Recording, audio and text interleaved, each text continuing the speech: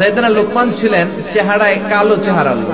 সারাদিন রাখালগিরি করার পরে যখন ঘরে ফিরতো, আপনারা যেমনি হাজার মানুষ এখানে এসেছেন, তার বাড়ির সামনে হাজার হাজার মানুষ বসে যেত আর তার জ্ঞান প্রজ্ঞাপূর্ণ হিকমতপূর্ণ কথাগুলো শুনত। তার মনিব, তার মালিক ভাবলো, কিরে আমি লোকমানের মালিক, আমার কাছে কেউ আসে না, আর আমার রাখাল, আমার কর্মচারীর কাছে এত মানুষ কি কথা শুনতে আসে, ওর কাছে কি আছে? লোকদেরকে জিজ্ঞেস করলো, লোকেরা বললো, আপনার এই রাখাল কোন অর্ডিনারি সাধারণ রাখাল নয়, সে একজন অসাধারণ রাখাল। তার প্রজ্ঞা, তার বুদ্ধিমত্তা, তার ইন্টেলেকচুয়াল পাওয়ার, তার নলেজ, তার উইজডম এত উচ্চাঙ্গের, এত উচ্চমানের, এরকম লোক দ্বিতীয়টা হয় না। সুবহানাল্লাহ। মনিব বলে, তাই নাকি? আমার রাখালের এত জ্ঞান, আমার রাখালের এত প্রজ্ঞার আমি নিজে জানি না। একটা কাজ করি, আমার রাখালকে একদিন একটু চেক করি। তো লোকমানকে মনিব ডেকে বলল, লোকমান, ইবনু জারির আত-তাবারি একটা তাফসীর গ্রন্থ আছে, ওই তাফসীর গ্রন্থে এই বর্ণনাটা এসেছে। লোকমানকে ডেকে বলে, ইয়া লোকমান, ইযবাহ শাতান, একটা ছাগল জবাই করো তো, ওয়া আখরিজ মিনহা আতিয়াবা মুদগাতাইন, আর জবাই করে ছাগলের দেহের সবচেয়ে দামি এবং পবিত্র দুইটা অঙ্গ কেটে নিয়ে আসো। শুনতেছেন? সাইয়েদনা লোকমান একটা ছাগল জবাই করলেন। জবাই করে ছাগলের ফাআখরাজা মিনহা আল-লিসানা ওয়াল কলব, জিহ্বাটা আর কলবটা কেটে নিয়ে আসলো।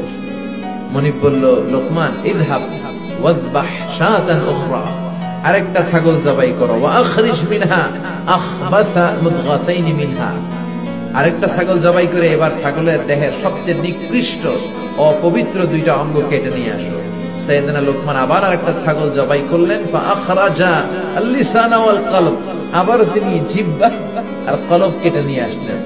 মনিব বলে, মা হাযা ইয়া লোকমান, ও লোকমান, এটা তুমি কি করলা? ছাগলের সবচাইতে দামি অঙ্গ, পবিত্র অঙ্গ কেটে আনতে বললাম, জিহ্বার কলব কেটে নিয়ে আসলাম। আবার আরেকটা ছাগল জবাই করে সবচাইতে নিকৃষ্ট অঙ্গ কেটে আনতে বললাম, তখনও তুমি জিহ্বার কলব কেটে নিয়ে আসলা। সাইয়েদনা লোকমান বলে, মনিব রে, জিহ্বা এমন একটা অঙ্গ, এই অঙ্গটা যদি ভালো হয়, এই অঙ্গের চেয়ে ভালো কোনো অঙ্গ দেহে আর হয় না। আর এই জিহ্বাটা যদি খারাপ হয়ে যায়, জিহ্বার চেয়ে খারাপ কোনো অঙ্গ মানব দেহে আর হয় না। সুবহানাল্লাহ। এই জিহ্বা দিয়ে যদি আল্লাহর জিকির করেন, এই জিহ্বা দিয়ে যদি আল্লাহর কোরআন তেলাওয়াত করেন, এই জিহ্বা দিয়ে যদি মানুষকে ভালো উপদেশ দেন, এই জিহ্বা দিয়ে যদি ইসলামের দাওয়াতি কাজ করেন, এই জিহ্বা দিয়ে যদি ভালো ভালো কথা বলেন, এই জিহ্বার চেয়ে ভালো অঙ্গ আর হয় নাকি? জোরে বলেন। আর এই জিহ্বা দিয়ে যদি মানুষকে গালি দেন, এই জিহ্বা দিয়ে যদি অশ্লীল গান বাজনা করেন, এই জিহ্বা দিয়ে যদি মন্দ কথা বলেন, এই জিহ্বা দিয়ে যদি গীবত করেন, চগলখুরি করেন, মিথ্যা বলেন, জিহ্বার চেয়ে খারাপ অঙ্গ আর হয় না। ঠিক কি না? জানবো যে এই লোকমান কে ছিলেন তিনি। লোকমান আলাইহিস সালাম আল্লাহর প্রিয় ভাজন একজন ব্যক্তি ছিলেন, খুব বিজ্ঞ একজন মানুষ ছিলেন, খুব জ্ঞানী প্রাজ্ঞ একজন ব্যক্তিত্ব ছিলেন। দেখতে উনি কালো ছিলেন, কুৎসিত, চামড়াটা কি ছিল? কালো, ব্ল্যাক। তার মানে ব্ল্যাক হইলেই কাউকে ছোট করা যাবে না। কাজী নজরুল বড় সুন্দর লিখেছেন, কালো আর ধলো বাহিরে কেবল, ভিতরে সবাই সমান রাঙ্গা, কেটে দিলে রক্তের রং, যে কালো রঙের তার রক্ত, যে ধবধবে সাদা তার রক্ত লাল। তাহলে ব্ল্যাক হইলেই কাউকে ছোট করা চলবে না। সাইয়েদনা লোকমান আল হাকিম কুৎসিত বর্ণের একজন মানুষ ছিলেন, খাটো একজন মানুষ ছিলেন। কোথায় থাকতেন? মিশর, সুদান, ইথিওপিয়া, যেটা আগের নাম ছিল হাবাসা, এই রিজিয়নে। কেউ কেউ বলেছেন মিশরের কোন একটা এলাকায়, কেউ সুদান, কেউ ইথিওপিয়া। তো রিজিয়নটা কাছাকাছি। কি করতেন? কোন কোন মুফাসসির বলেন তিনি দর্জি ছিলেন, দর্জি।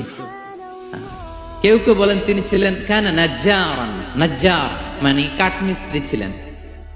আবার কোন কোন মুফাসসির বলেন তিনি ছিলেন রাইল গানাম, মেষ পালক।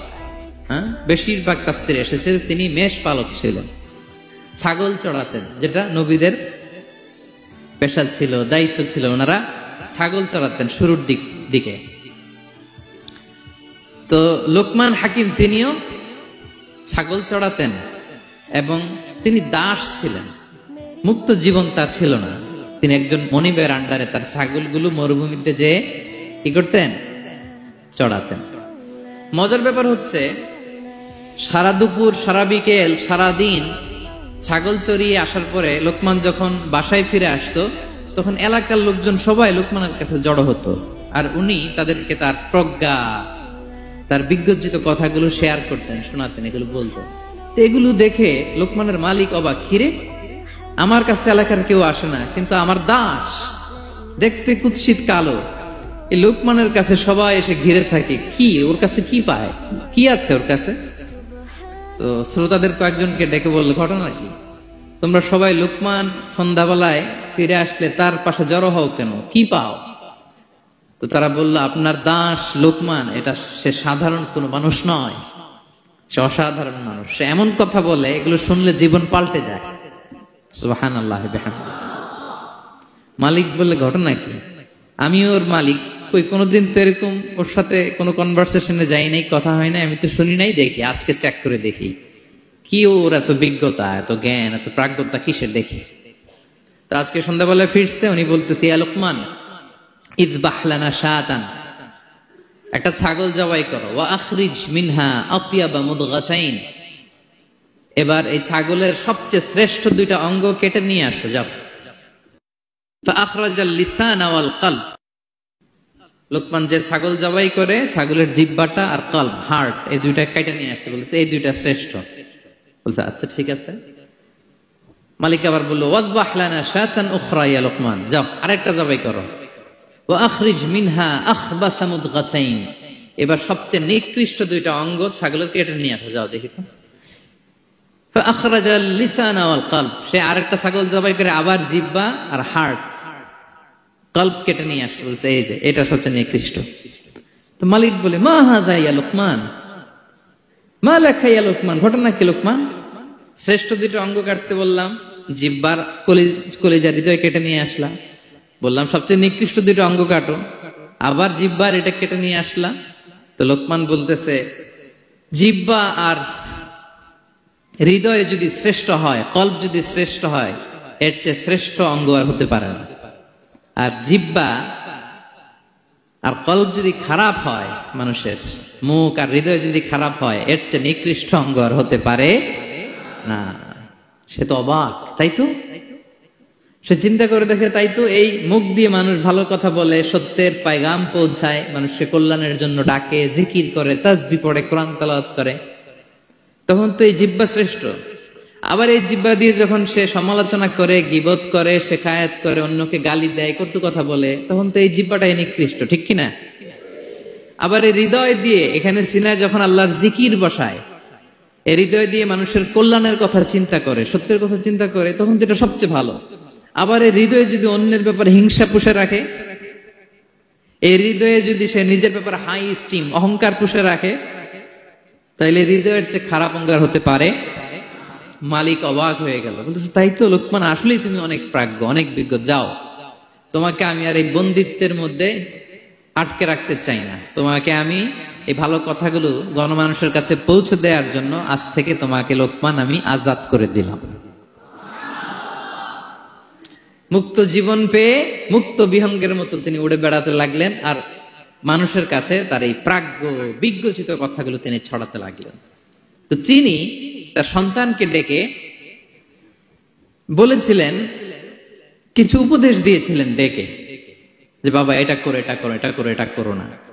এই তার সন্তানকে এই উপদেশগুলো তিনি যে দিলেন, আল্লাহ তাআলার কাছে এত ভালো লেগেছে, এতই চমৎকার এবং পারফেক্ট মনে হয়েছে, আল্লাহ তাআলা কিয়ামত পর্যন্ত গোটা বিশ্বের সব বাবারা, মায়েরা যেন তাদের সন্তানদেরকে এই উপদেশ দিতে পারে, হুবহু লিটারালি ওই কথাগুলো আল্লাহ তাআলা কোরআনের মধ্যে তুলে দিয়েছেন। আজকের সূরা লোকমানের দ্বিতীয় রুকুতে মূলত এই তাফসীরটাই আপনাদেরকে শোনাবো।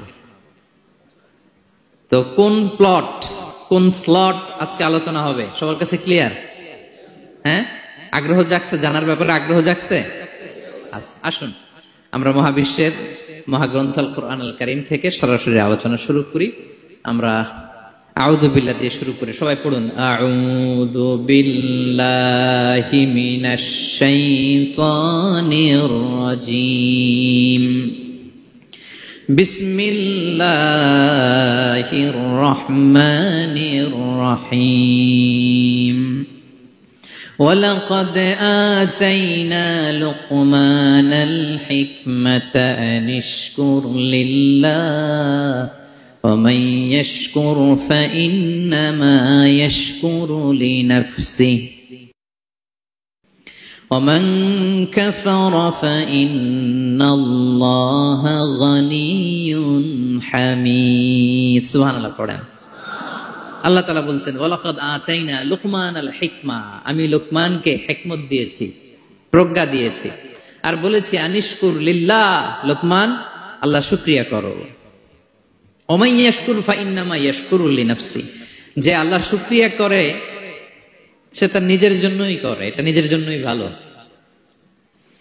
ওমান কাফারা ফাইন্নাল্লাহা গানিয়্যুন হামিদ, আর যে শুকরিয়া করে না, নাশুকরি করে, অকৃতজ্ঞ হয়, তাহলে জেনে রেখো আল্লাহ তাআলা তিনি গানি, অমুখাপেক্ষী, তিনি হামিদ, সদা প্রশংসিত। সুবহানাল্লাহ পড়েন। তাহলে আল্লাহ তাআলা বললেন আমি লোকমানকে প্রজ্ঞা দিয়েছি, হিকমত দিয়েছি। হিকমত, হিকমত শব্দের সাথে আপনারা পরিচিত আছেন না? আমি লোকমানকে হিকমত দিয়েছি, এটা অনেক দামি জিনিস, সবার থাকে না। হিকমত জিনিসটা কি? না, জ্ঞান হচ্ছে নলেজ, আর হিকমা হচ্ছে বাংলায় বলে প্রজ্ঞা, হ্যাঁ, ইংরেজিতে বলে উইজডম। দেখি কেউ বলতে পারি কিনা, একজন আমাকে শোনান দেখি হিকমতটা কি, দেখি কেউ কিছু বলতে পারেন কিনা। হিকমত মানে ক্ষমতা, একজন বলছে। আচ্ছা, আর অলৌকিক সামথিং, আর শক্তি, আর হ্যাঁ এদিক থেকে যোগ্যতা, আর জ্ঞান। ঠিক আছে, আমার ভাইরা চেষ্টা করছে, আলহামদুলিল্লাহ।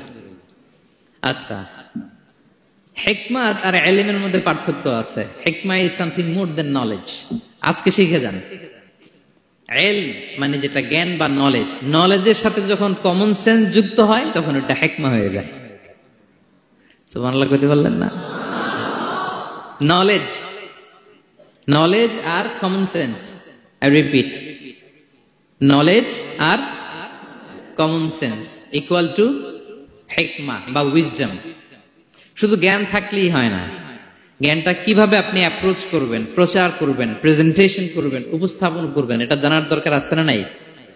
অনেকের অনেক জ্ঞান আছে কিন্তু কিভাবে বলতে হয়, কতটুকু বলতে হয় এটা জানে না, তাই না? তাহলে জ্ঞানকে কাজে লাগানোর যে মেকানিজম, যে কর্মকৌশল, এটার নাম হিকমা। আল্লাহ বলেছেন হিকমতের সাথে দাওয়াত দাও, উদউ ইলা সাবিলি রাব্বিকা বিল হিকমা, হিকমতের সাথে দাওয়াত দাও। নামাজ পড়া ফরজ,